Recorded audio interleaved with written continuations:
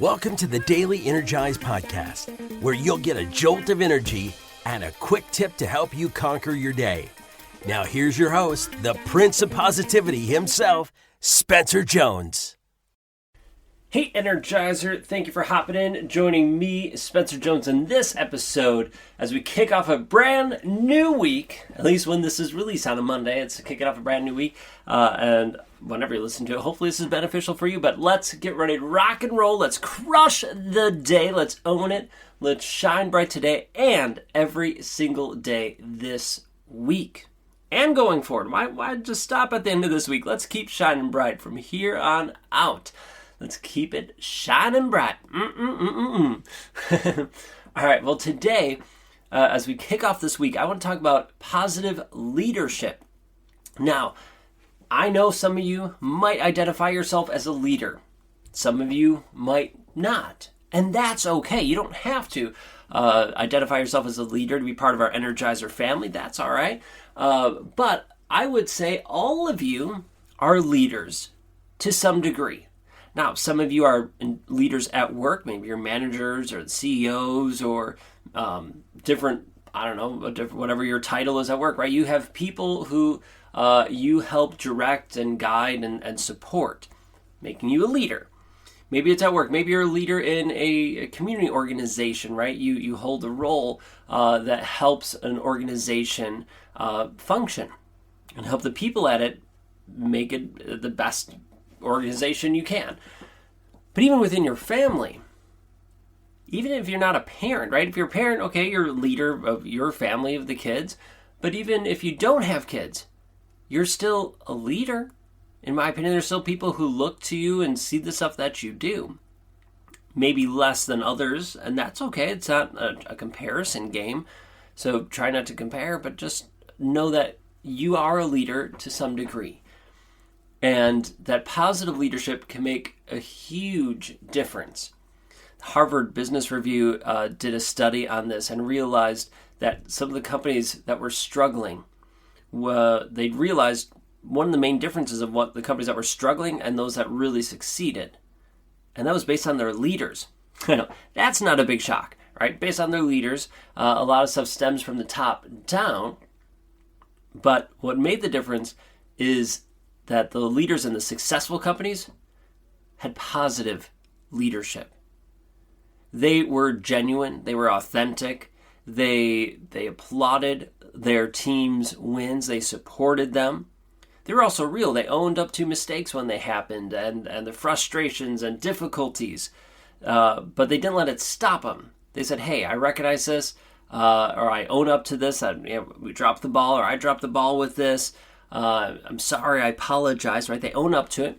And they say, well, here's what we're going to do to resolve it. Here's what we're going to do to fix it, or to improve it, or whatever that next proper step is. So let's just so you're hearing this. So they're being true, real, authentic, owning up to things, looking at the positives, looking for the growth. They're celebrating their team's wins, celebrating their own wins. They also get to build a rapport, a relationship with them, just by getting to know their team and staff and the people on a personal level. It doesn't have to be that they're inviting them over for dinner every week or anything, but they get to know them more. And what happens, and the research showed this, is it's this really, really cool thing that happens when you have that leader who's that positive relational leader, like they have those positive relationships. People see that and they recognize that, and then they go, oh, okay, well, I'm going to start taking on those traits. They might not even do it intentionally, but it trickles from the top. So all of a sudden now you have one positive relational leader, and that starts to lead to more positive relational leaders in the organization. Think about it. What about your family? Now, if you have kids, this might ring true even more.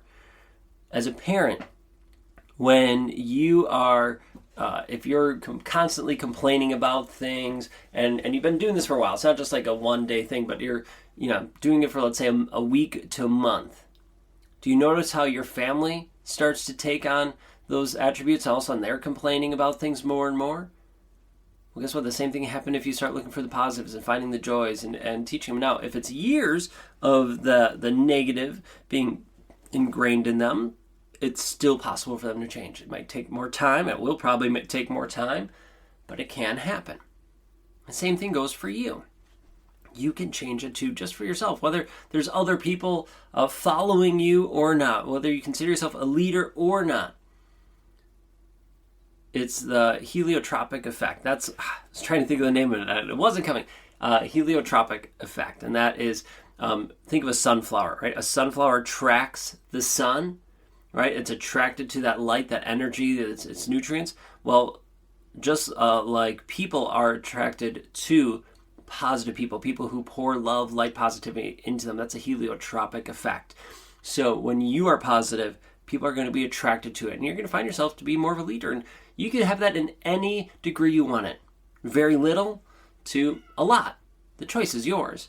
But think about, how can you be a positive leader this week? How can you be authentic, vulnerable, real? How can you build positive relationships with others?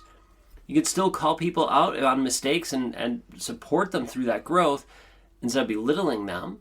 Right? So it's not like it's just you're not looking at anything negative anymore. No, you still see it, you recognize it, and you help yourself and other people learn and grow through it. But how can you be a positive relational leader this week? In one way or another. Think about it, and I invite you to implement it. All right, thank you for joining me in this episode. A little squirrely of one, but hopefully you enjoyed it. So thank you for being here, joining me. Keep shining bright. And go be that positive, beautiful leader that I know you are. All right, until next time, I will catch you later.